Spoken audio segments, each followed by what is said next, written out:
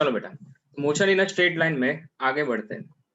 बराबर। एक्चुअली में आज बेटा क्या सीखना है आपको, instantaneous velocity and instantaneous acceleration. तो बेटा हमने आगे क्या क्या कवर कर लिया है, समझो इस चीज को। हमने speed, velocity, displacement, path length क्या होता है वो समझ लिया।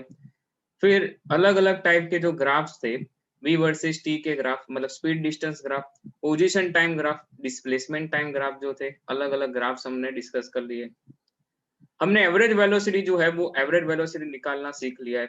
कोई बताएगा मुझे बेटा कि अगर मेरे पास x वर्सेस t का ग्राफ है, अगर मेरे पास x वर्सेस t का ग्राफ है, उसमें मुझे एवरेज वेलोसिटी फाइंड करना है तो हम क्या कर सकते हैं?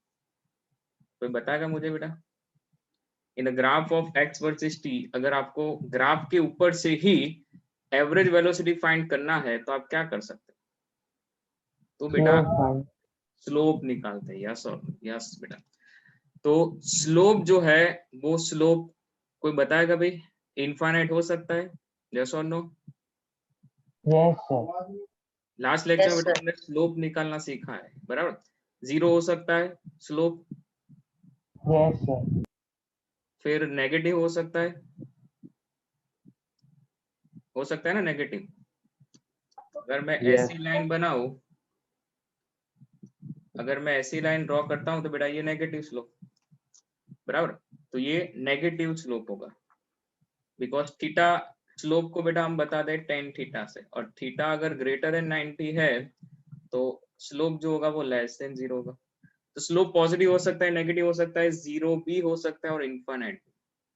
तो इंस्टेंटेनियस क्या है, इंस्टेंटेनियस क्या है उसे समझना जरूरी है। चलो एक बढ़िया सा एग्जांपल लेते हैं बेटा।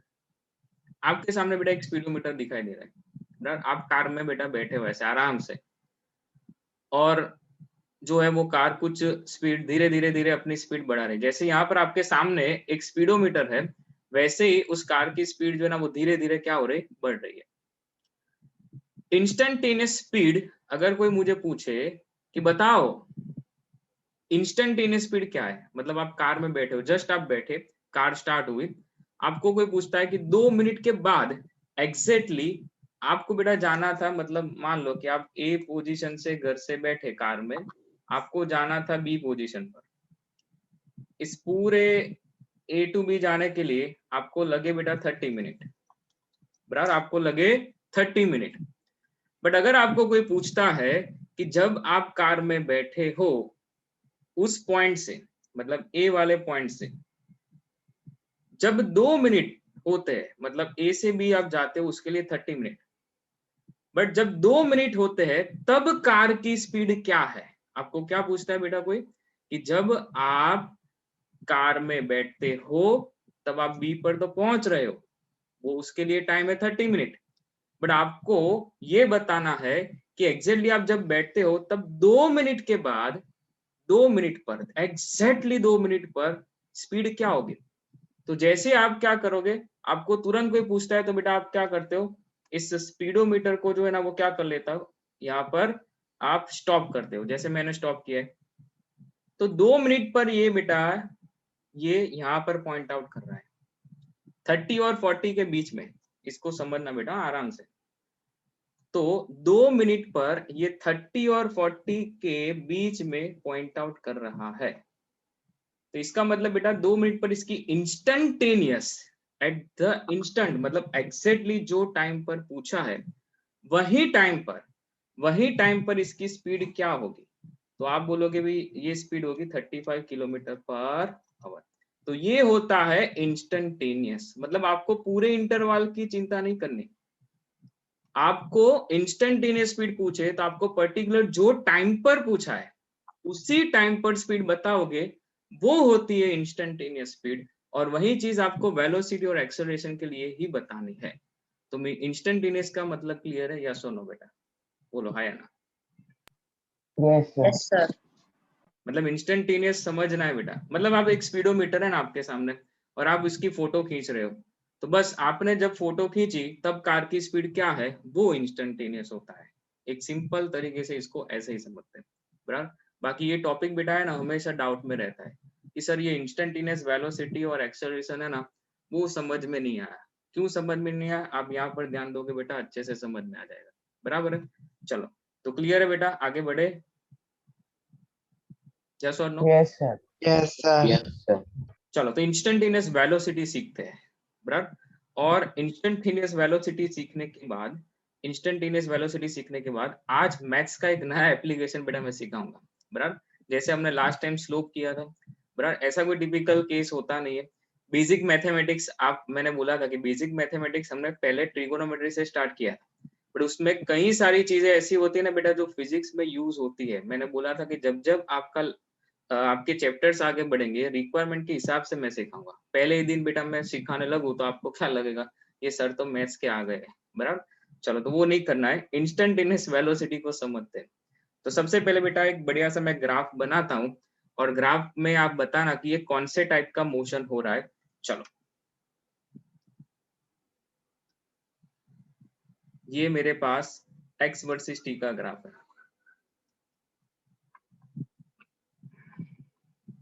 टाइम जो है ना वो सेकंड में, टाइम जो है वो सेकंड में और मीटर में, ये मीटर में। बराबर, x वर्सेस t का ग्राफ है और ग्राफ जो है ना वो कॉनकेव अपवर्ड है। तो बोलो, ये ग्राफ डिस्प्लेसमेंट वर्सेस टाइम का है। ये ग्राफ अगर डिस्प्लेसमेंट वर्सेस टाइम का है, डिस्प्लेसमेंट मीटर में है, टाइम सेकंड में, तो ये ग्राफ जो है वो क्या बताता है, इट इज यूनिफॉर्म और नॉट यूनिफॉर्म। बताओ तो बेटा, यूनिफॉर्म है या नॉन यूनिफॉर्म बताता है।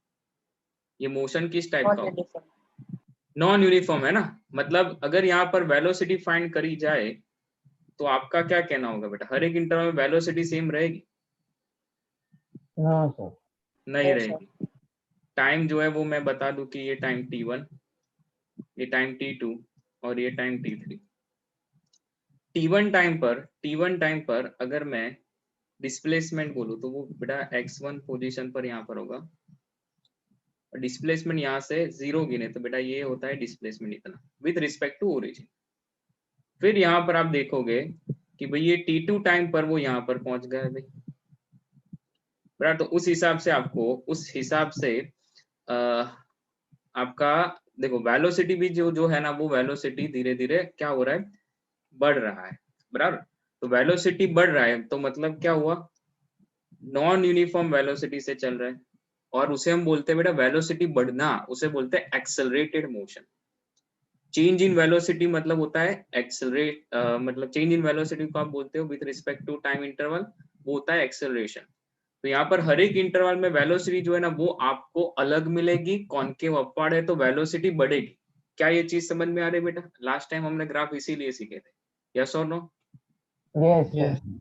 चलो, सो यहाँ पर बेटा एक बढ़िया सी चीज लिखते हैं, इसको बेटा जो भी एक एक स्टेटमेंट है ना वो उसे ध्यान से समझना। बराबर, अदरवाइज बेटा टेक्स्ट बुक में तो है ना वो अपनी ही तरह से वो लोग अपनी धुन में चलते हैं, बट वो हमें नहीं करना, हमें सीखना भी है ना।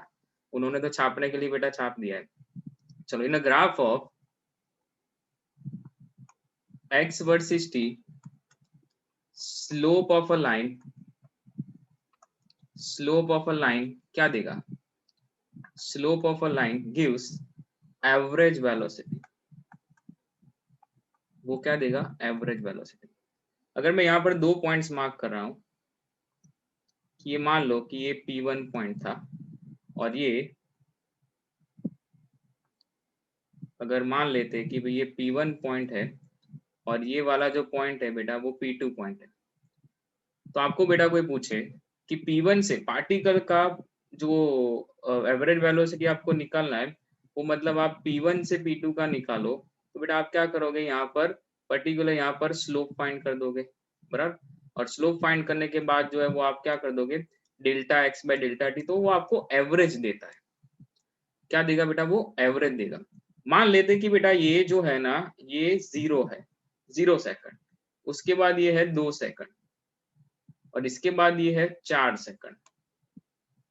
मुझे कोई ऐसा पूछ रहा है कि भाई 2.5 एग्जैक्टली 2.5 सेकंड पर इसकी वेलोसिटी क्या होगी, जैसा बेटा स्पीडोमीटर के लिए मैंने बताया, वेलोसिटी फाइंड करनी तो है, वेलोसिटी फाइंड करनी तो है, बट पर्टिकुलर एक ही टाइम पर करनी है। मुझे एवरेज की बात नहीं करनी। एवरेज वेलोसिटी जो है वो क्या होता है कि भी जब भी पार्टिकल चलता है तब आप 2 से 4 सेकंड में एवरेज वेलोसिटी जो है वो क्या देती है बेटा, ये पूरे इंटरवल की होती है। पर्टिकुलर आपको कोई भी एक इंस्टेंट ऑफ टाइम के लिए चाहिए, मुझे चाहिए कि ये 2.4 पर कहाँ होगी, मतलब उसकी वेलोसिटी कितनी होगी, 2.6 पर कितनी होगी, 2.8 पर कितनी होगी। अगर वो आप फाइंड करते हो तो वो क्या बन जाता है बेटा, इंस्टेंटेनियस बन जाता है। तो कंसिडर अ पार्टिकल, चलो यहां पर लिखते हैं, consider a particle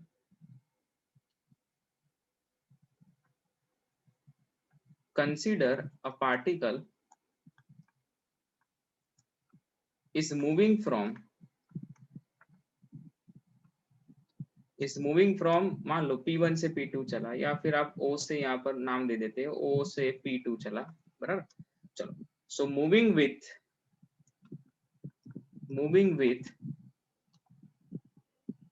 accelerated motion with non uniform velocity, यहाँ पर वेलोसिटी बढ़ रही है, हर एक इंटरवल में सेम होती, बराबर, तो हम नॉन यूनिफॉर्म नहीं लिखते, non uniform velocity from initial position, यहाँ पर O लिख देते हैं, ये O है और ये टाइम जो है ना वो t00 है, from initial position O, from initial position O। Now if we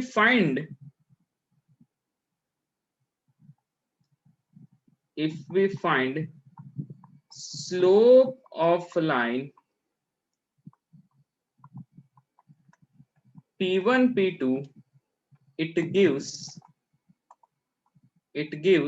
average velocity, which is for the time interval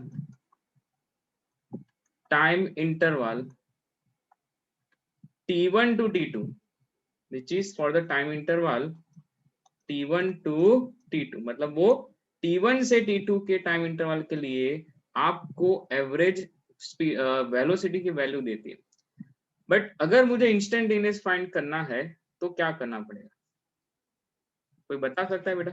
अगर ये टाइम इंटरवल जो है वो 2 सेकंड से 4 सेकंड का है, तो बेटा यहाँ पर कुछ वैल्यू अगर मुझे फाइंड करनी है कि भाई 2.4 सेकंड पर क्या होगा, तो 2.4 एग्जैक्टली इसी पॉइंट पर बेटा मुझे फाइंड करना है, तो आपको क्या करना पड़ेगा, जो टाइम इंटरवल है ना उसको छोटा करना पड़ेगा। समझे कि 2 सेकंड जो है वो वैल्यू 2.4 को अप्रोच करे और 4 सेकंड जो है वो वैल्यू यहाँ पर अप्रोच करे, तो ये जो टाइम इंटरवल है वो आपको, पहले टाइम इंटरवल बेटा इतना था यहाँ पर डेल्टा टी, बट ये टाइम इंटरवल बेटा आपको अभी डेल्टा टी जो है ना वो स्मॉल करना पड़ेगा। समझे बेटा, यस और नो, कि मुझे एक पर्टिकुलर टाइम को पकड़ना है तो इस टाइम इंटरवल को क्या करना पड़ेगा, बने उतना उसको क्या बनाना पड़ेगा, स्मॉल करना पड़ेगा, इसकी एक लिमिटिंग वैल्यू लानी पड़ेगी। लिमिटिंग वैल्यू का मतलब होता है इस टाइम इंटरवल को हम एक लिमिट में लाते हैं, समझे कि 2 से थोड़ा ज्यादा,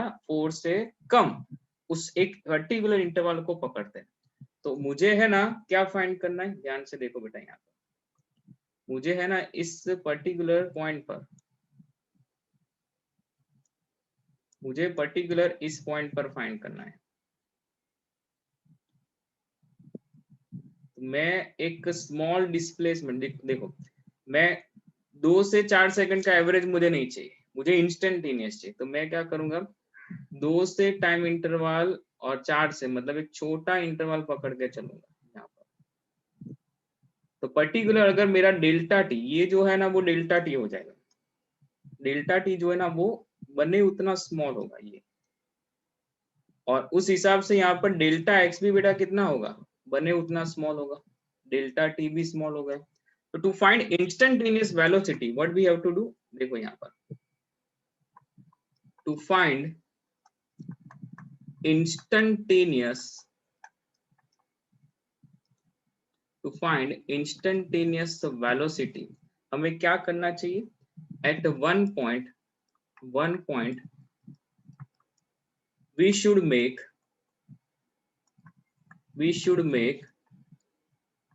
time interval as small time interval we should make time interval small as possible, मतलब जितना हो सके उतना कम करना पड़ेगा। चलो तो क्लियर है, यस और नो बेटा? क्या ये चीज आपको समझ में आई बेटा? मैं क्या बोल रहा हूँ कि भाई इंस्टेंटेनियस का मतलब क्या होता है, आप एक पर्टिकुलर टाइम पर वो वैल्यू फाइंड कर रहे हो, तो उसके लिए मुझे क्या करना पड़ेगा, बिकॉज ग्राफिकली आपका ये वैल्यू फाइंड करने का, इस छोटे इंटरवल में एवरेज फाइंड करने का कोई मतलब है नहीं। तो क्लियर है, यस और नो बेटा? कैसे लिमिट में लाना है, छोटा करके होता क्या है बराबर, वो अभी समझेंगे, बट डिफरेंस पता चला बेटा, एवरेज क्या होता है और इंस्टेंटेनियस क्या होता है, वो समझना है बस, यहाँ पर वो समझना है। इज इट क्लियर और नॉट बेटा? Yes sir. चलो एवरीवन बेटा आया ना, बोलो हर एक जन। Yes, sir. Yes, sir. Yes, sir. Okay चलो, सो एवरेज वेलोसिटी जो है वो एवरेज वेलोसिटी का लिमिटिंग वैल्यू, अभी याद रखो बेटा, एक जोरदार शॉर्टकट बताता हूँ आपको बेटा। कोई इंस्टेंटेनियस पूछे तो आपको क्या करना है कि आपके पास जो एवरेज वेलोसिटी है उसका लिमिटिंग वैल्यू लाना है। अभी लिमिट जो है वो कहाँ पर होता है, मतलब कैसे करते हैं, तो बेटा अभी बेसिक मैथमेटिक्स की बात आएगी। देखो फिजिक्स में मैथ्स का यूज जो है ना, वो हमने स्लोप क्यों निकाला था, स्लोप से हमें क्या फायदा था। बायोलॉजी वाले बेटा पूछेंगे हमें क्या फायदा, स्लोप फाइंड करके हमें क्या, वो तो मैथ्स वालों को करना है, बट स्लोप से हमें फायदा हुआ था, हमने एवरेज वेलोसिटी जो है ना वो ऐसे ही निकाल दी थी ग्राफ पर से, बराबर। तो वैसे ही आज एक इंपॉर्टेंट चीज बेटा मैं डिस्कस करना चाहूंगा यहाँ पर कि एवरेज वेलोसिटी जो है ना वो delta X by delta T होता है। तो हमें क्या करना पड़ेगा, ये डेल्टा टी जो है ना उसको स्मॉल करना पड़ेगा, बिकॉज मुझे इंस्टेंटेनियस फाइंड करना है। पर्टिकुलर मैं एक पॉइंट को पकड़ लेता हूँ, अगर ये मान लो कि ये मेरा P1 पॉइंट था, तो मैं इस पॉइंट को P नाम दे देता हूँ। तो एट पॉइंट P अगर मुझे इंस्टेंटेनियस वेलोसिटी चाहिए,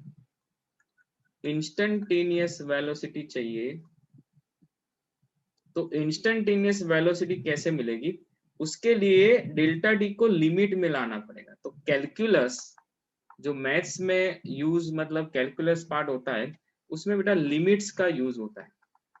अभी उसके ऊपर बेटा पूरा चैप्टर है, बट वो तो मैथ्स वाले पढ़ेंगे, हम बायोलॉजी वाले बेटा बच्चे क्यों पढ़े, बराबर। तो फिजिक्स के लिए थोड़ा बहुत आपको नॉलेज होना चाहिए, ऐसे नहीं कि बेटा इसके बड़े बड़े सम आपको सॉल्व करने, बिल्कुल नहीं। मैं क्या समझा रहा हूँ, देखो एट पॉइंट पे इंस्टेंटेनियस वेलोसिटी आपको निकालनी है, तो कैलकुलस में होता है यूज लिमिट्स का। अगर मैं कुछ ऐसा लिख रहा हूं, देखो ये लिमिट्स को ऐसे लिखते हैं, अगर मैं ऐसा लिख रहा हूं कि लिमिट x टेंड्स टू 0, तो इसका मतलब क्या हुआ कि जो x की वैल्यू है, ये x की जो वैल्यू है, इसे पढ़ते हैं बेटा लिमिट, ऐसे पूरा नहीं लिखते, यहाँ पर मैथ्स में ऐसे ही लिखते हैं, लिमिट x टेंड्स टू 0। तो इसका मतलब ये है कि जो x की वैल्यू है ना वो 0 को अप्रोच करे, बट 0 नहीं है वो, x की वैल्यू जो है वो 0 के नजदीक की होगी, 0 नहीं होगी। वैसे ही अगर इस एवरेज वेलोसिटी को लिमिटिंग करना है, उसको लिमिट में लाना है, बिकॉज मुझे इंस्टेंटेनियस के लिए क्या चाहिए, इंस्टेंटेनियस के लिए मुझे एवरेज वेलोसिटी की लिमिटिंग वैल्यू चाहिए। तो what is instantaneous velocity, limiting value of average velocity, ये होता है इंस्टेंटेनियस वेलोसिटी। तो अगर मैं लिखूं लिमिट, मुझे क्या छोटा करना है बेटा, टाइम इंटरवल, तो limit delta T tends to 0, अगर मैं ऐसा लिख रहा हूं limit delta T tends to 0 delta X by delta T, तो इसका मतलब ये है कि टाइम इंटरवल बने उतना छोटा हो रहा है, बट वो 0 नहीं है। अगर ये 0 कर दोगे तो बेटा ये इनफाइनाइट हो जाएगा, 0 नहीं है, एग्जैक्टली 0 नहीं है, बट वो 001 हो सकता है, 0.01 हो सकता है, 0.012 हो सकता है, but it is not equals to 0। तो ये डेल्टा डी की वैल्यू 0 से मतलब 0 के नजदीक जा रही है, बट वो 0 नहीं है।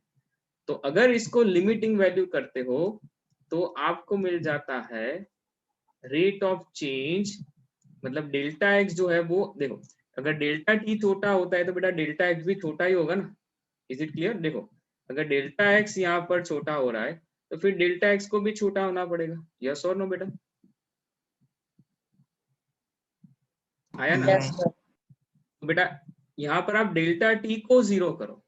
क्या करो? डेल्टा टी को 0 करो। वो मेरे लिए है कि भाई आप टाइम इंटरवल जो है ना वो आप यहाँ पर मतलब 2 से 4 सेकंड में 2.4 तक पहुंचना है तो बेटा आप 2 से 2.4 को अप्रोच कर सकते हो, 4 से 2.4 को, तो ये डेल्टा टी बने उतना कम हो जाता है। तो डेल्टा टी टेंड्स टू 0 है तो delta X by delta T जो है ना वो instantaneous velocity at particular time v of t देगा, और उसे बोलते हैं dx। डेल्टा एक्स का छोटा फॉर्म dx और डेल्टा डी का जो छोटा फॉर्म है उसे बोलते हैं dt। फिर से बोल रहा हूँ बेटा मैं कि इंस्टेंटेनियस वेलोसिटी जो है वो क्या है। इंस्टेंटेनियस वेलोसिटी को दो तरह से जानते हैं। आपने समझने के लिए तो समझा कि भाई आप पर्टिकुलर एक टाइम इंटरवल पर, एक पर्टिकुलर टाइम इंटरवल पर नहीं, एक पर्टिकुलर एक ही टाइम पर आप वेलोसिटी निकालोगे वो इंस्टेंटेनियस है। बट ये dx by dt क्या आ गया? तो इंस्टेंटेनियस वेलोसिटी जो है ना वो लिमिटिंग वैल्यू ऑफ, यहाँ पर जो लिखा limiting value of average velocity. But ये dx by dt क्या है? तो हम उसे लिखेंगे वर्ड्स में small change in displacement or small change in what we can say position of a particle with respect to small time interval, with respect to small time interval. So small change in position of a particle मतलब delta x छोटा है वो dx by dt। तो इस dx by dt को बोलते हैं derivative. आज पूरा बेटा डेरिवेटिव सिखाऊंगा मैं, जैसे मैंने स्लोप सीखा था। डेरिवेटिव से आप क्या फाइंड कर सकते हो? अभी आपको एप्लीकेशन जो है ना वो मैथ्स की पहले एप्लीकेशन समझनी है। देखो लिमिट्स का वो बहुत ज्यादा यूज नहीं होता है, लिमिट्स के सम वगैरह जो है ना वो मैथ्स में मैथ्स वाले मैथ्स में करेंगे। बट हमारे लिए यहाँ पर लिमिटिंग फंक्शन, एक लिमिट में लाने का मतलब होता है कि आप जब लिमिट्स अप्लाई करते हो तो वो डेरिवेटिव के फॉर्म में हो जाता है। यहाँ पर dx by dt जो है ना वो क्या है, इसके बेटा पूरे रूल और इसके ऊपर ही बेटा लेक्चर है कि डिफरेंशिएशन डेरिवेटिव जो भी कुछ है, डेरिवेटिव किसके लिए यूज होता है, उसके रूल कैसे होते हैं और उसको कैसे निकालना है, वो हम आज ही कंप्लीट करेंगे। और फिजिक्स में उसका यूज क्या है वो सब कुछ लेक्चर के एंड पर आपको समझ में आ जाएगा, बराबर। बट इंस्टेंटेनियस निकालने के लिए आपको क्या करना पड़ता है? dx by dt। dx by dt को क्या बोलते हैं? dx by dt जो है ना उसे हम बोलते हैं डेरिवेटिव ऑफ, इसको मैथ्स की लैंग्वेज में बोलते हैं derivative of x with respect to time. अब ये डेरिवेटिव है क्या, उस पर बेटा हमारा लेक्चर आगे बढ़ेगा, बराबर। बट यहाँ पर ये छोड़ दो, इसको हम समझेंगे। बट यहाँ तक समझ में आया बेटा? बोलो यस और नो बेटा, बिकॉज ये टॉपिक आपके लिए बेटा बिल्कुल नया है, बिल्कुल नया। मतलब आपने ऐसा डेरिवेटिव वगैरह जो है वो आगे कुछ पढ़ा ही नहीं। बेसिक मैथमेटिक्स में जहाँ पर पढ़ना होता है वो यहीं पर पढ़ना होता है, बराबर। चलो तो क्लियर है बेटा यहाँ तक। इंस्टेंटेनियस वेलोसिटी हम समझ लिए, तो इंस्टेंटेनियस एक्सेलरेशन जो है ना वो बिल्कुल आसान है, सेम होता है। अगर बेटा आपको कोई इंस्टेंटेनियस स्पीड पूछ ले तो जैसा मैंने यहाँ पर बोला है कि आपके सामने स्पीडोमीटर है, आप उसकी फोटो क्लिक करो, जिस टाइम पर बेटा उसकी फोटो क्लिक करो और जहाँ पर आपको फोटो मिल रहा है उस टाइम पर कितनी स्पीड होती है, वो instantaneous speed. Similarly instantaneous velocity क्या है कि आप पर्टिकुलर एक टाइम इंटरवल की बात नहीं कर रहा, पर्टिकुलर एक फिक्स सेकंड की, मतलब मैं 2.1 सेकंड की बात करूं, 2.4 सेकंड की बात करूं, 2.5 सेकंड की बात करूं, तो हर एक टाइम के लिए पर्टिकुलर आपको वेलोसिटी मिलती है, वो इंस्टेंटेनियस वेलोसिटी, ना कि पूरे इंटरवल की, वो तो एवरेज हो जाती है। क्लियर है यस और नो बेटा? Yes, sir. बिकॉज डेरिवेटिव में आगे बढ़े उससे पहले ये क्लियर होना चाहिए। ओके चलो, सो डिफरेंशियल कैलकुलस और डेरिवेटिव क्या होता है, तो आगे बढ़ते हैं। बेसिक मैथमेटिक्स, ये सब चीजें बेटा आपको एग्जाम में इसके कोई न्यूमेरिकल नहीं पूछने वाले, बराबर, बिकॉज ये सब तो बेटा मैथ्स में आता है न्यूमेरिकल, बट हमें इसका एप्लीकेशन समझना इसलिए कि आप उसको फिजिक्स के रिगार्डिंग उसको यूज कैसे कर सकते हो वो आपके ऊपर है, बराबर। तो ए ग्रुप वाले बच्चे हो या बी ग्रुप वाले बेटा, दोनों ही यहाँ पर ध्यान दे, बिकॉज आपको डिफरेंशिएशन ए ग्रुप वाले बच्चे बेटा सीखेंगे, उसके लिए पूरा चैप्टर है, लिमिट्स का पूरा चैप्टर है, बट वो जैसे जैसे सिलेबस आगे बढ़ेगा वैसे आएगा, बट फिजिक्स में सबसे पहले आता है। चलो, तो बेसिक मैथमेटिक्स जैसे हमने बेटा स्लोप को समझा था, उसी तरीके से आप इसे भी आराम से समझ लोगे, बट 100% अटेंशन यहाँ पर चाहिए। बेसिक मैथमेटिक्स में क्या सीखना है, डिफरेंशियल कैलकुलस, बराबर, और डेरिवेटिव। डेरिवेटिव बोलोगे, डिफरेंशिएशन बोलोगे, बराबर, तो दोनों एक ही चीज होती है। चलो, डेरिवेटिव का यूज क्या होता है, तो मान लो कि मेरे पास एक फंक्शन है, बराबर, late y be the function of x, function of x मतलब y is equals to f of x। चलो, तो मेरे पास एक फंक्शन है, कौन सा फंक्शन है, y फंक्शन है x के ऊपर, late y be the function of x, बराबर। चलो, नाउ अगर मैं ऐसा बोलूं कि x की वैल्यू जो है ना वो डेल्टा x जितनी बढ़ रही है, यहाँ पर x की वैल्यू कितनी बढ़ रही है, x की वैल्यू जो है ना वो x की वैल्यू x प्लस क्या हो रही है, डेल्टा x, बराबर। तो y की वैल्यू भी जो बढ़ रही है वो कितनी बढ़नी चाहिए बेटा, कोई बता सकता है? अगर मैं x देखो, y is a function of x, अगर मैं ऐसा बोलूं कि भाई ये x स्क्वायर प्लस 1 है या x प्लस 1 है, बराबर, तो 1 इज कांस्टेंट, 1 इज कांस्टेंट। अगर मैं x में डेल्टा x बढ़ा रहा हूं तो y में भी कितना बढ़ेगा, उतना ही बढ़ेगा ना भाई, मतलब y में जो बढ़ेगा वो मान लेते कि भाई वो कितना बढ़ रहा है, तो कि भाई y में स्मॉल अमाउंट y का कितना बढ़ रहा है, डेल्टा y बढ़ रहा है। तो सपोज वैल्यू ऑफ x जो है वो क्या इंक्रीज हो रही है, डेल्टा x के जितनी इंक्रीज हो रही है, और y में जो वैल्यू इंक्रीज होगी वो डेल्टा y के जितनी होगी। तो रेशियो ऑफ जो चेंज हो रहा है y में with respect to x is called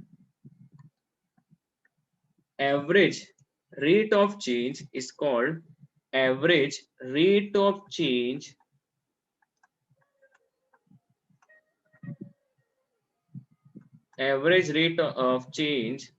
of y with respect to x, with respect to x।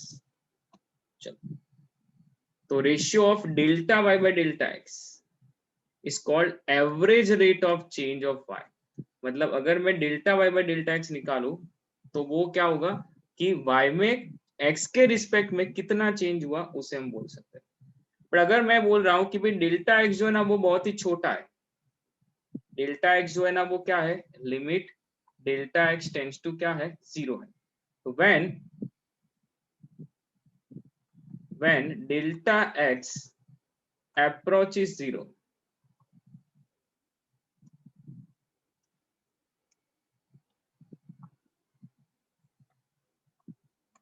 when delta x approaches 0,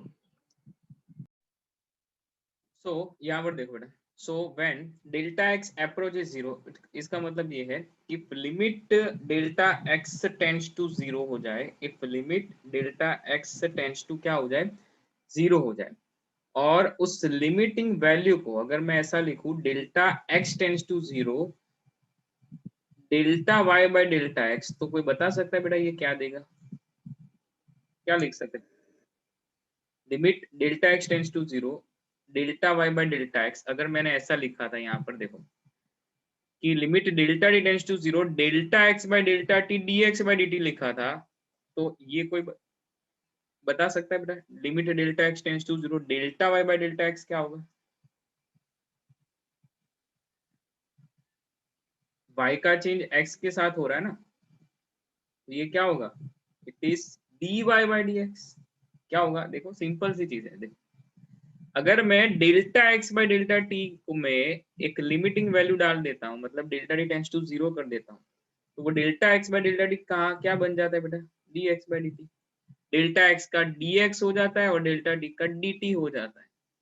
तो यहाँ पर delta Y by delta X को एक लिमिटिंग वैल्यू के अंदर आप रखोगे, मतलब limit delta X tends to 0 रखोगे, तो डेल्टा वाई क्या हो जाएगा बेटा? डी वाई हो जाएगा, और डेल्टा एक्स क्या हो जाएगा? D X. चलो क्लियर है? यस और नो बेटा? Yes, sir. और D Y by D X को क्या बोलते हैं समझो। आपका एक्स में चेंज हो रहा था, वो एक्स में जो चेंज हो रहा था वो स्मॉल था, delta x plus delta x. उसके चलते बेटा y में भी थोड़ा बहुत स्मॉल चेंज हुआ, वो डेल्टा y के जितना चेंज हुआ है, मतलब y वैल्यू ओरिजिनल है, उसमें चेंज कितना हुआ है? वो इंक्रीज हुई डेल्टा y की जितनी। अगर x में आप डेल्टा x बढ़ाओगे तो y में जो चेंज हो रहा है वो डेल्टा y के जितना बढ़ा। तो ratio of delta y by delta x को क्या बोलते हैं? Average rate of change of y with respect to x। कि y का x के रिस्पेक्ट में कितना चेंज हुआ, तो वो delta y by delta x हुआ। बट अगर मैं डेल्टा एक्स टेंस टू 0 लिखूं, अगर डेल्टा एक्स की वैल्यू अप्रोचेस करे 0 के चलते, तो delta X approaches 0, the limiting value of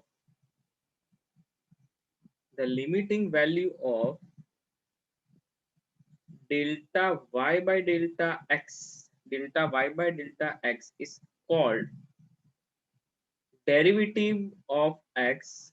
It is called derivative of y with respect to x, with respect to क्या हो जाएगा? x, and it is denoted by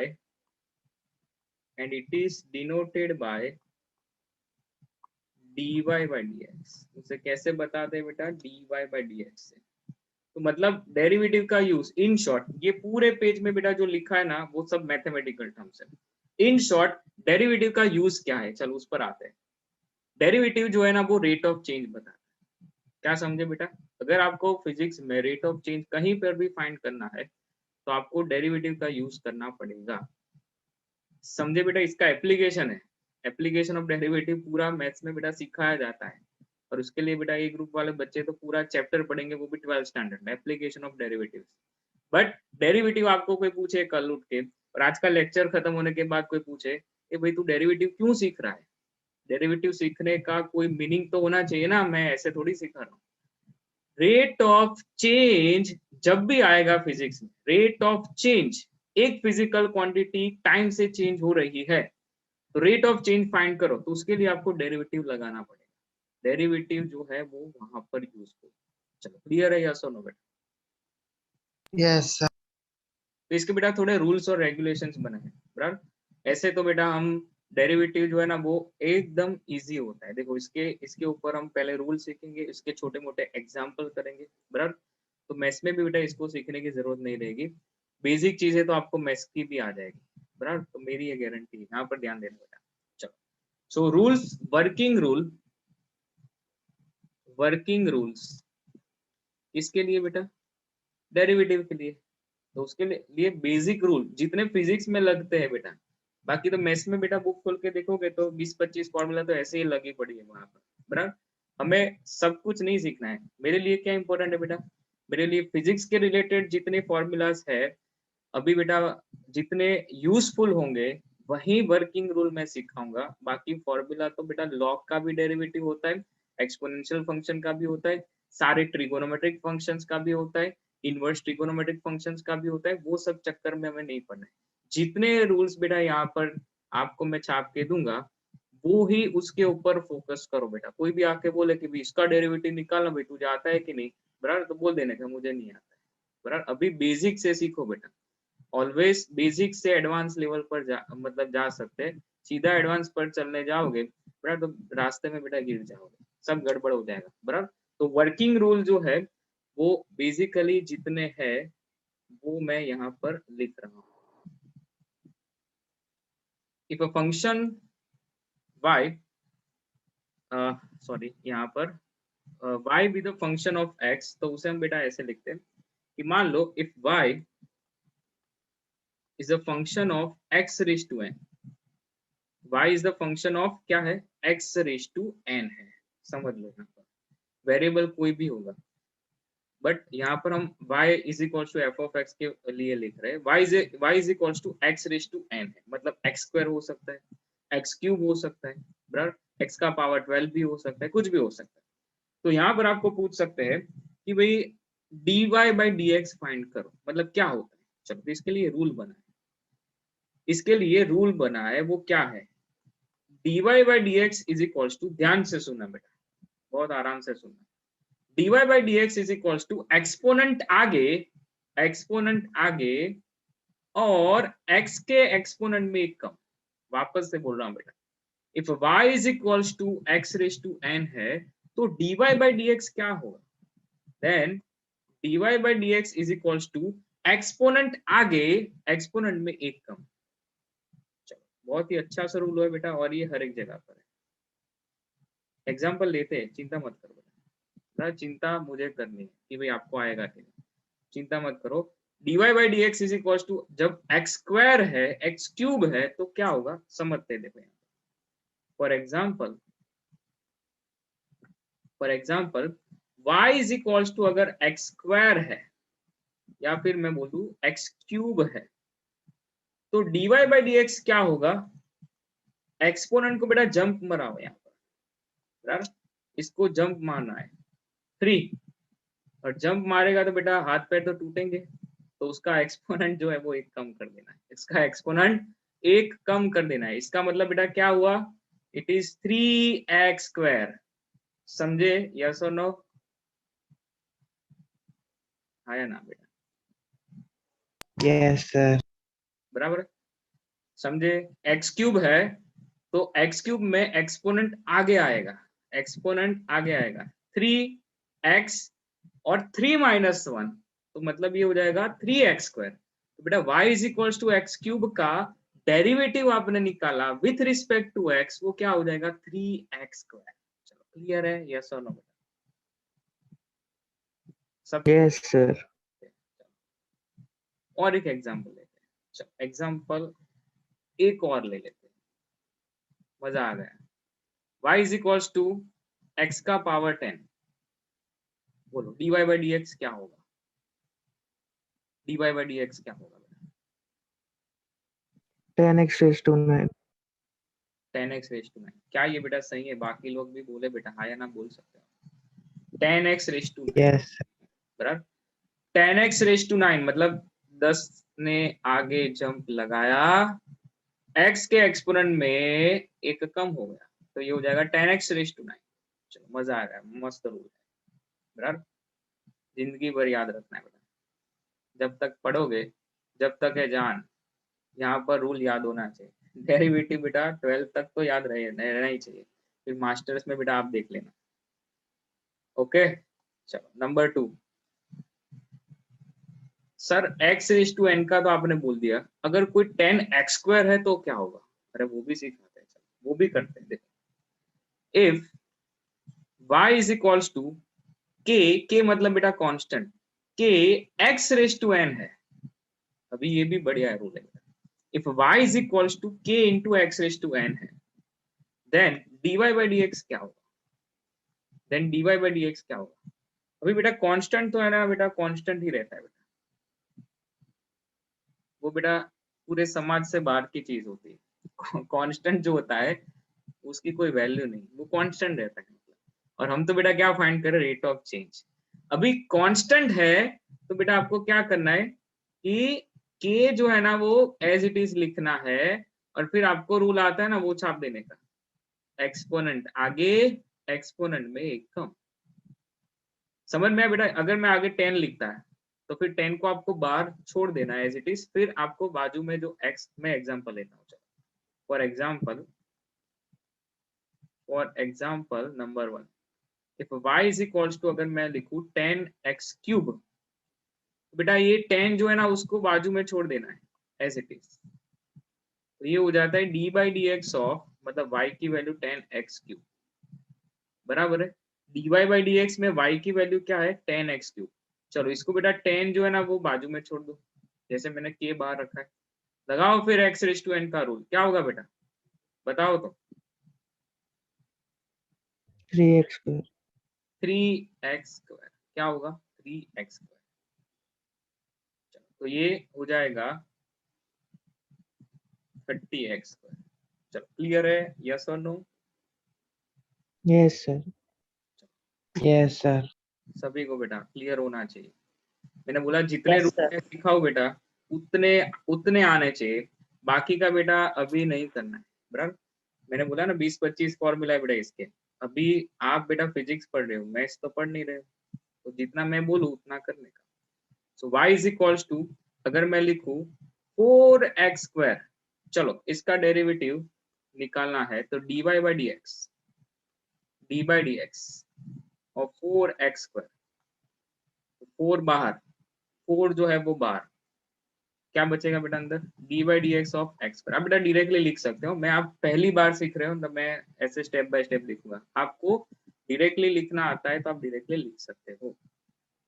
चलो x² बेटा ये ब्रैकेट का क्या होगा एवरीवन, इस एक्सपोनेंट आगे, एक्सपोनेंट में एक कम तो एक्सपोनेंट आगे, एक्सपोनेंट में 2 - 1 मतलब 2x, तो क्या हो जाएगा बेटा 8x होगा। समझे rule number 1, rule number 2 clear है? सबसे ज्यादा Yes, sir. यूज होने वाला। Yes, sir. चलो उसके बाद third rule.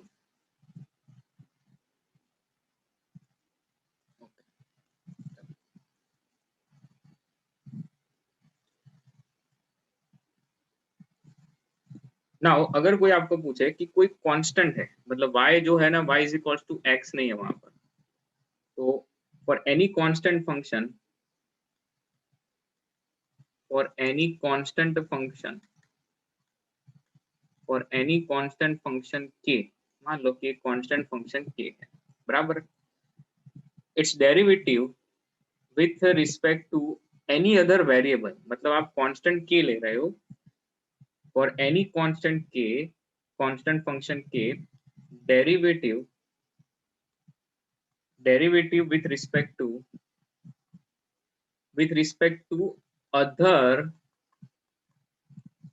other variable, other variable मतलब जो भी कांस्टेंट ले रहे हो ना उसके अलावा जो वेरिएबल होगा उसके रिस्पेक्ट में अगर आप डेरिवेटिव लेते हो इज ऑलवेज 0। एग्जांपल लेते हैं, बराबर, स्टेटमेंट बेटा आप नहीं, आपको रट्टा नहीं मानना है। देखो for any constant function k, if I am taking y is equals to k, बराबर y is equals to k ले रहा हूं मैं, तो y is equals to बेटा मैं k ले रहा हूँ, if y is the function of k, और मुझे ऐसा बोलते हैं कि आपको इसका derivative with respect to x निकालना है, तो मेरा जो फंक्शन है वो k के लिए है, और मेरा जो वेरिएबल है ना जिसके लिए मैं डेरिवेटिव निकाल रहा हूँ वो अदर वेरिएबल हुआ, तो dy बाई डी एक्स आप लिखोगे तो आपको समझ में आएगा कि dy by D X of k, अभी नीचे वेरिएबल x है और यहाँ पर वेरिएबल k है, तो बेटा ये इसको कांस्टेंट गिनेगा, और ये अगर इसको कांस्टेंट गिनता है तो आपको सीधा लिखना है ये 0 होता है। तो derivative of constant is always 0, आप सीधा याद रखो, derivative of constant is always 0।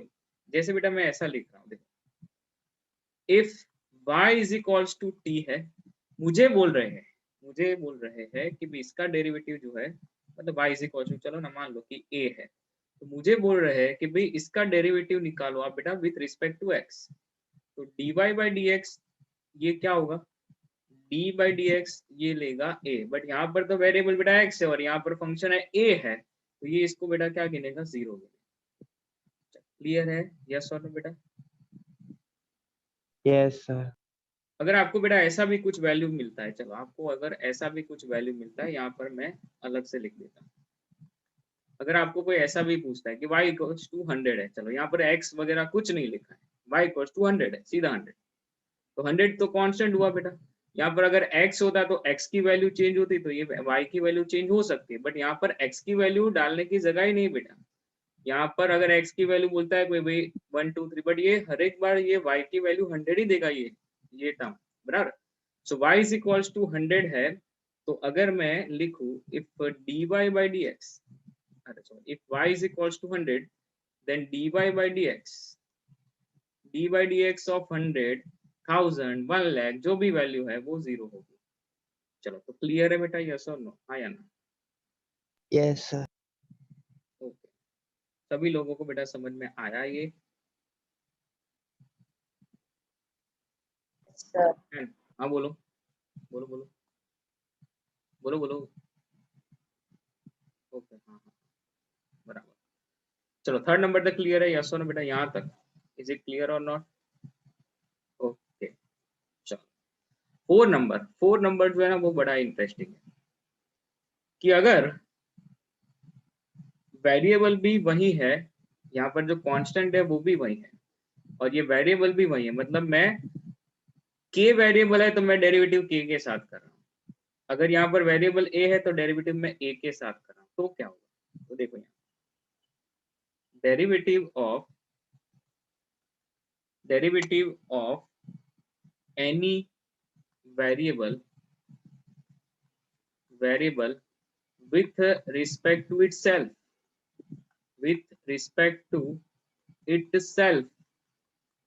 Derivative of any variable with respect to itself, मतलब जो वेरिएबल है उसका मतलब कांस्टेंट है वही वेरिएबल ले रहे हो आप, तो उसके लिए डेरिवेटिव हमेशा क्या रहेगा? तो derivative of any variable with respect to itself will be always 1। वो क्या रहेगा बेटा? ऑलवेज 1, वो 0 नहीं होता है। कैसे? इसको समझते देखो, derivative of any variable with respect to itself will be always 1। कैसे समझते हैं? देखो यहाँ पर कि सपोज मैं लिखूं if y is equals to x और मुझे कोई पूछे कि इसका डेरिवेटिव निकालो विथ रिस्पेक्ट टू x, तो dy by dx आप लिखोगे d by dx और x। बेटा काफी सारे बच्चे ऐसे होते हैं, बेटा एक बच्चे ने बेटा ऐसा कर दिया था कि सर ये 1 तो आ ही जाएगा ना, नीचे से d कैंसिल करो और ये x कैंसिल। बेटा ऐसा नहीं होता है, ऐसा नहीं होता है बेटा, ये गलत है, ये बिल्कुल गलत है बेटा। बराबर इसका मर्डर हो रहा है बेटा, डेरिवेटिव का पूरा मर्डर हो रहा है, ऐसा नहीं करने का। समझे बेटा? क्या आधे लोग बेटा डी डी कैंसिल कर देते, एक्स एक्स कैंसिल कर देते, वाह यहाँ पर 1 आ गया, ऐसा नहीं है। अगर x का derivative with respect to x पूछे तो वो होता है 1, बिकॉज यहाँ पर जो भी वेरिएबल है वही कांस्टेंट है, जो भी वेरिएबल वही कांस्टेंट, जो भी वेरिएबल वही कांस्टेंट, और यहाँ पर जो भी वेरिएबल है कांस्टेंट अलग तो वो 0। क्या समझे बेटा? समझे? यस और no? Yes, sir. Yes, sir. Actually में बेटा ये क्या होता है, डी डी कैंसिल और एक्स एक्स कैंसिल ऐसा नहीं होता है, ये ऐसा नहीं होता है। देखो मान लेते हैं कि मैंने x तो लिखा बट x का पावर 1 तो होता है कि नहीं भाई? आया ना? इसका डेरिवेटिव मतलब जो Yes, sir. एक्सपोनेंशियल रूल होता है ना वो होता है, देखो 1 आगे x एज इट इज और ये 1 माइनस, तो बेटा एक्चुअली में ये होता है x रेज टू 0 और ये 1 होता है। आधे लोग तो बेटा इसको समझ ही नहीं पाए आज तक, बराबर, बट हमें समझना है। चलो तो फोर्थ नंबर क्लियर है, यस और नो? Yes. Yes, sir. चलो तो है ना, 4 रूल हो गए। और एक चीज मैं यहाँ पर बता देता हूँ, अगर कोई आपको ऐसा पूछे, इसमें फोर्थ नंबर में एग्जांपल लेते हैं, अगर कोई आपको ऐसा पूछे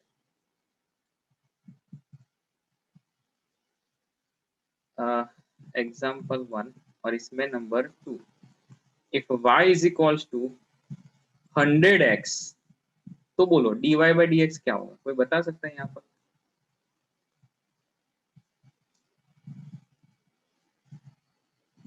जैसे कांस्टेंट का रूल बेटा मैंने सीखा है हुआ यहाँ पर, जो कांस्टेंट होता है ना वो समाज के बाहर होता है, उसको बाहर लेने लेता। यस और नो बेटा? 100 को क्या करोगे? 100 को बेटा क्या करोगे? बाहर ले लेते हैं, बराबर। फिर क्या बचा? ऐसे होता है ना भाई, अरे ऐसे करो, देखो डी बाई डी एक्स और ये 100x, तो 100 को बाहर ले लो, D by D X of X, बोलो क्या हो जाएगा बेटा? ये 100 100 into 1 आंसर आएगा। मतलब 100 होगा, ये 1 नहीं होता है। 1 किसका होता है बेटा? x का 1 होता है। तो भाई 100 को तो बाहर लेना पड़ेगा, तो ये आंसर आएगा 100। तो क्या ये भी समझ तो है बेटा आप? y इज इक्वल टू के एक्स होता है, y इज इक्वल टू क्या होता है बेटा? के एक्स होता है, तो उसमें k को बाहर लेना पड़ता है, फिर आप करो अपना काम। बराबर। चलो, तो यस और नो बेटा, क्लियर है? आया ना? Yes sir. yes sir तो 4 जो है ना, बस यही रूल्स अपने दिमाग में फिट रखो। बराबर। जहां पर जो देखो, इसके चेन रूल भी होते हैं, इसका इनवर्स ट्रिगोनोमेट्रिक फंक्शन भी होता है, वो झंझट में नहीं पड़ना है। अभी जो मैं करवा रहा हूँ उस पर फोकस करो। एक साइन और कॉस का होता है, वो मैं लिख देता हूँ। बराबर। साइन का होता है और कॉस का होता है, बाकी की चीजें जो है ना वो होती रहेगी। चलो, तो साइन कॉस की भी बेटा अभी जरूरत मुझे लगती नहीं है, जब होगी तब मैं लिखवा दूंगा। चलो, ट्रिगोनोमेट्रिक फंक्शंस के एक साथ लिखवा देता हूँ। बट ये 4 बेसिक क्लियर है, यस और नो बेटा? बराबर। चलो, तो उसके यस ऊपर सर। थोड़े मिक्स एग्जांपल लेते हैं। मतलब ये चारों रूल में से आपको कुछ मिक्स एग्जांपल में ले रहा हूँ। देखो यहाँ पर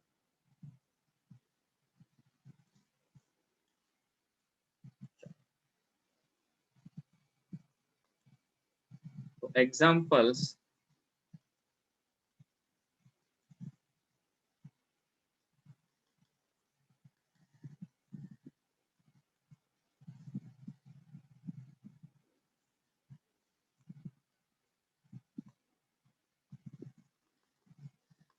find derivative of each functions with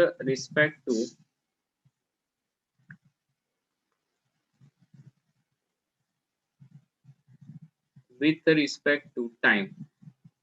यहाँ पर मैं टाइम से कर रहा हूँ, बिकॉज हम हर एक बार जो है ना वो टाइम से ही करेंगे। डेरिवेटिव बेटा हम निकालेंगे इंस्टेंटेनियस के लिए, तो वो तो मुझे टाइम से ही करना पड़ेगा ना। So find derivative of each function with respect to time. तो मतलब मान लो कि मेरे पास एक फंक्शन है y इज इक्वल्स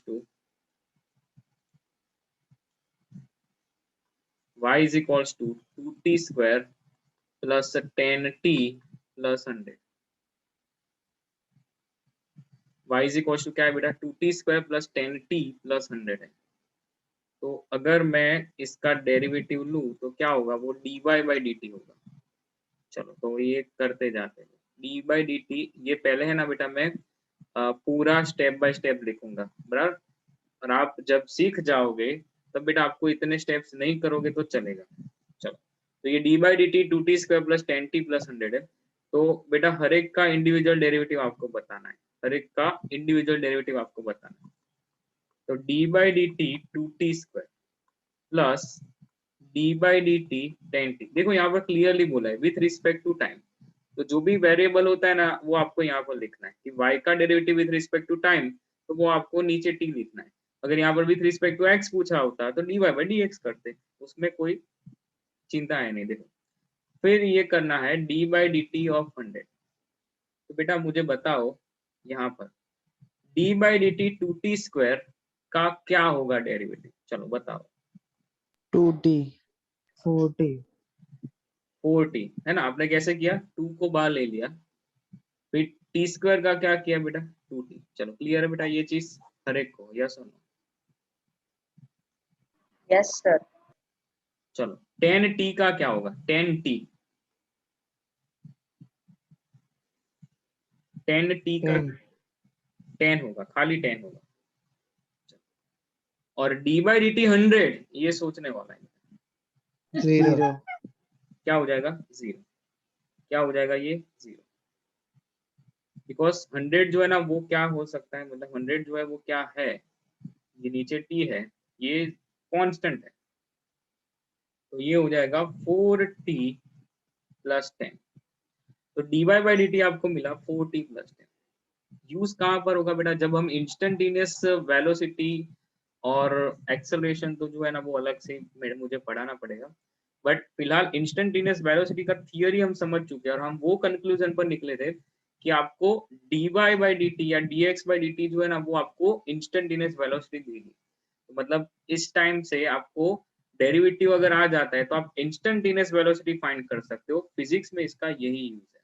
और पूरे फिजिक्स की बात करें तो बेटा मैंने क्या बोला रेट ऑफ चेंज फाइंड करने के लिए इसका यूज होता है। चलो, तो उसके बाद सेकंड एग्जांपल लेते हैं। चलो सेकंड एग्जांपल लेते हैं, नंबर 2, 3t स्क्वायर प्लस ये होगा, मतलब मान लो 3t क्यूब कर देते हैं, 3t cube 100t square plus 4t plus alpha. चलो इसका dy बाई dt निकालना है भाई। So D by D T 3t cube 100t square plus 4t plus alpha. चलो तो मुझे बता दे जाओ बेटा, ये D by D T 3t cube का क्या होगा? 90 स्क्वायर 90 डायरेक्टली लिखो बेटा मैं 90 स्क्वायर। चलो D by D T 100t square का क्या होगा? 200t 200t। 4t का क्या होगा? 4 4। और अल्फा का? 0 अल्फा का क्या होगा? 0 होगा। चलो सभी को बेटा क्लियर है? यस और नो बेटा? yes sir अभी मैं पूछूंगा भाई, इसके बाद जितने भी आएंगे मैं इंडिविजुअल पूछने वाला हूँ। ना हो तो बेटा ना बोल दो, बराबर? प्रेम से बेटा ना बोल देने का कि सर अभी एक बार रूल रिवाइज करवा दो। क्लियर है? यस और नो बेटा? ओके ओके बेटा। चलो उसके बाद third number,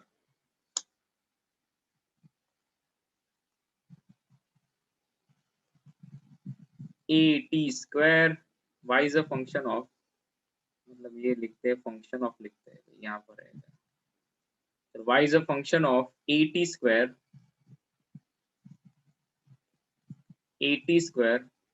we T plus C. So D Y by D T. चलो ए टी स्क्वायर बोलते जाओ क्या होगा बेटा? ए टी स्क्वायर 280 क्या होगा? 280।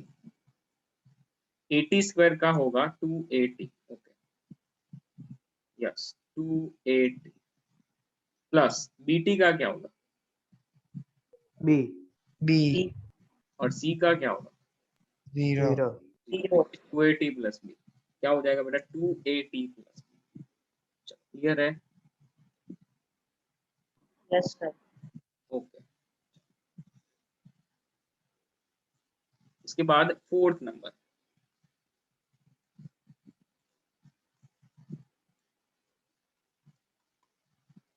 y is equals to k t cube plus k square t plus, अच्छा वो 280 कैसे आया बेटा? 280 का मतलब बेटा देखो यहाँ पर देखना बेटा, यहाँ पर ध्यान से देखना। D by D T of A T square है, बराबर?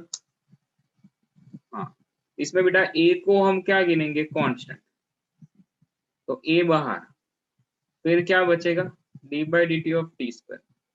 अभी बेटा टी स्क्वायर का क्या होता है बेटा? एक्सपोनेंट आ गए, एक्सपोनेंट में एक कम, तो ए इंटू ए क्या बचेगा? 2t। तो 280 होगा। चलो क्लियर है? यस और नो बेटा बोल दो, हाँ या ना? क्लियर? Okay sir okay. चलो y is equal to k t cube के स्क्वायर टी प्लस सी, प्लस क्या है? सी है। इसका डेरिवेटिव जो है ना, वो डेरिवेटिव निकालना है। कैसे निकालना है डेरिवेटिव? मतलब फंक्शन ऑफ, मतलब y is a function of t है यहाँ पर, तो मुझे निकालना है dy by D T. So D by D T जो है ना वो के t cube plus k square t plus सी। तो के टी क्यूब का बोलो, कौन बोलेगा भाई? 3kt square 3kt 3kt 3kt square होगा ना, 3kt स्क्वायर योग। बोलो तो बेटा, समझ में आया? आया ना? आया ना बेटा? युग पटेल, युग पटेल। Yes, sir. हाँ बेटा, समझ में आया कि नहीं आया? Yes sir. चलो, तो k जो है वो बाहर ले लेते हैं, मतलब वो हो जाएगा 3kt²। एवरीवन बेटा, k²t मैं पूछूं वो बोलेगी। काव्या, काव्या त्रिवेदी, बोलो बेटा k²t क्या होगा? k²t का क्या होगा?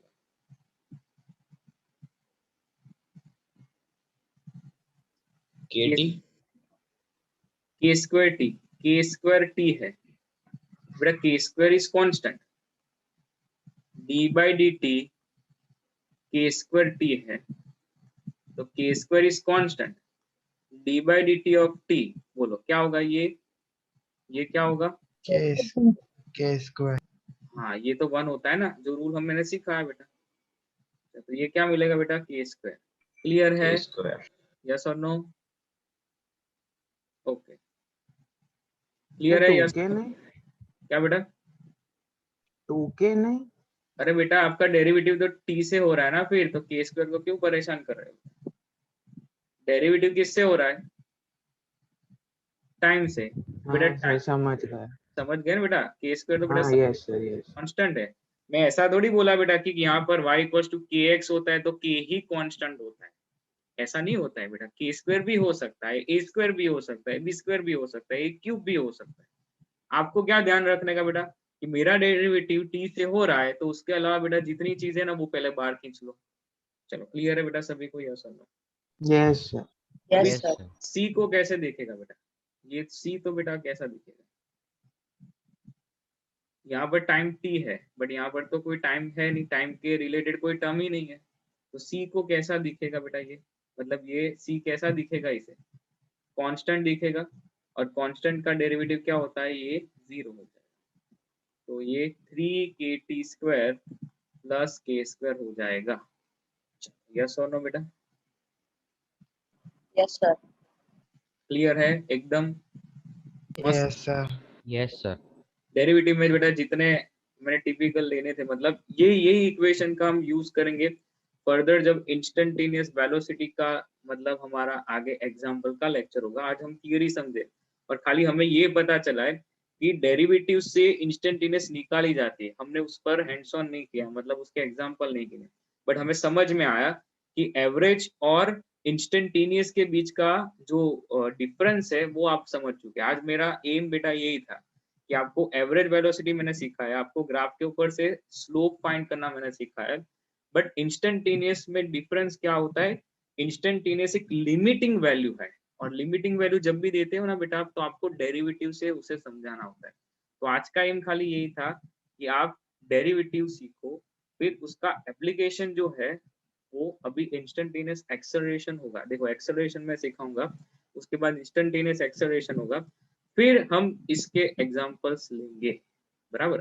तो इसका पूरा एक और लेक्चर जाएगा, बट खास आपको डेरिवेटिव करके आना है, फिर मैं ना सीधी वैल्यूज यहाँ पर रखूंगा, बराबर? तो 2-3 मैं यहाँ पर होमवर्क में दे देता हूँ, 2-3 मैं यहाँ पर। सर तो फिर वेलोसिटी और वो फाइंड करने के लिए K और T में वैल्यूज होंगी ना एग्जांपल्स हाँ में? मतलब हाँ होगी, आपको ऐसा पूछेंगे भाई कि आपको पूछेंगे एट ए टाइम t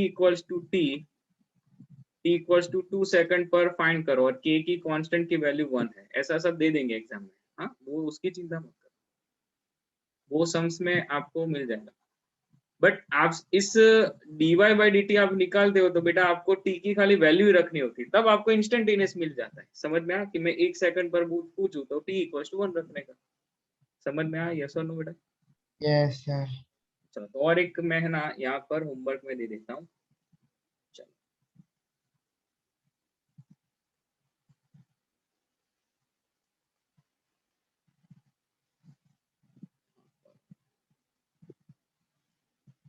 5 और 6 नंबर जो है बेटा वो आप होमवर्क में करोगे।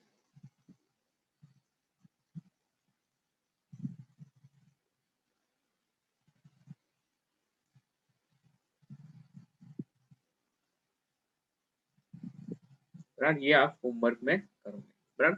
तो आज का बेटा जो एम था वो हमारा यहाँ पर कंप्लीट हो रहा है। हाँ, इंस्टेंटेनियस एक्सेलरेशन जो है ना, वो एक्सेलरेशन इसके बाद होगा, फिर उसको इंस्टेंटेनियस एक्सेलरेशन हम समझेंगे, और फिर इसके ऊपर इंस्टेंटेनियस वेलोसिटी और एक्सेलरेशन के ऊपर हम भर भर के सम्स करेंगे। जो एग्जाम के लिए बहुत ही इम्पोर्टेंट है। बराबर है।